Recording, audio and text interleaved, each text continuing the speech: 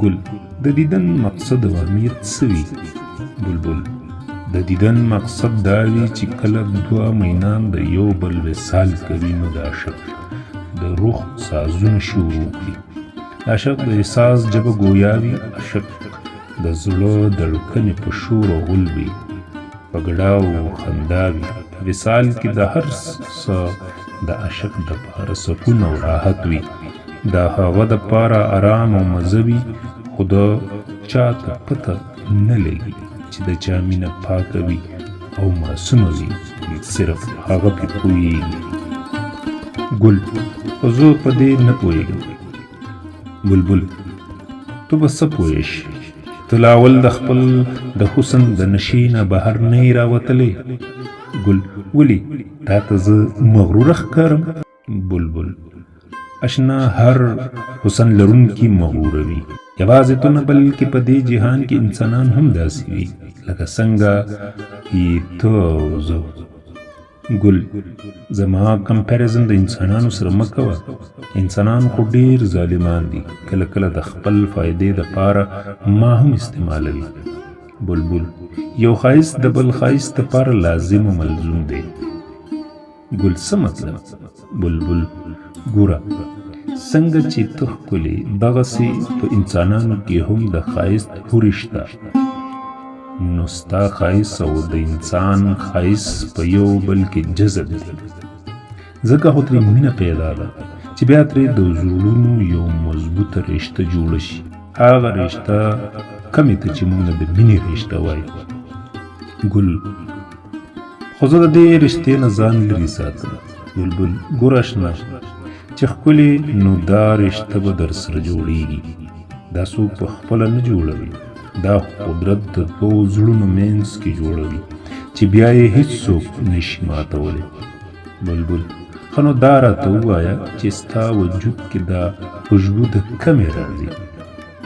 ګل دا خوشبو هغه سا ده کم په وجه چې زه ژوندی یم او دا زما د ښکلا یو صفت دی، زما جمالیت دی، زما پهچان دی. بلبل بلبل کله چې په سحر کې شبنم ستا په مخ پروت وي نو تو ډېر ښکلی او تازه ښکاري. وجه څه ده؟ ګل په سحر کې چې زه تازه یم نو دا زما ژوند یو اهم حصه لري. باقي پاتې شو د شبنم خبره، نو شبنم خو هسې زما په رخسار پرېوځي، د هغه زما د ښایست په سوا کولو کې څه اهمیت نشته. بلبل غلط. کله چې پرخې پرخې شبنم ستا په مخ پروت وي نو ته ډېر ښکلی ښکاري، ستا ښایست رڼا کوي، خو دغه رڼا د شبنم په غېږه کې پرته د نمر پلوشه وي چې ستا د ښایست سینګار دی. بې د دې سینګاره ستا ښایست نامکمل دی. ګل خو بیا دا خلک ما ته په عامه ورځ کې ښکلي ولې نه وایي؟ بلبل هر څیز چې په کائنات کې موجود دی ښکلی دی، خو چې کله په دغې ښکلي څیز هنرمند ګوتې نورې کړي نو هغه نور هم ښکلی شي. داسې مثال د شبنم. ګل لکه زه په خپلو ښکلو نه یم، دا زما حسن مجموعي طور باندې حسن دی. داسې ده که نه؟ بلبل ظاهره ده، ځکه چې هر څیز په کائنات کې موجود دی نو دا د ډېرو عناصرو نه مرکب دی، هیڅ څیز یو عنصر نه دی.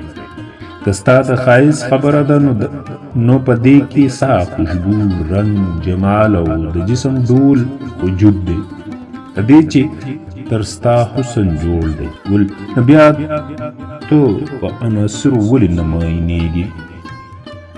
بلبل د عناصر اکثر هغه سي رونق نه وي لکه څنګه چې د ټولو عناصر راټول شي یو مینه یو نور جوړ کړي.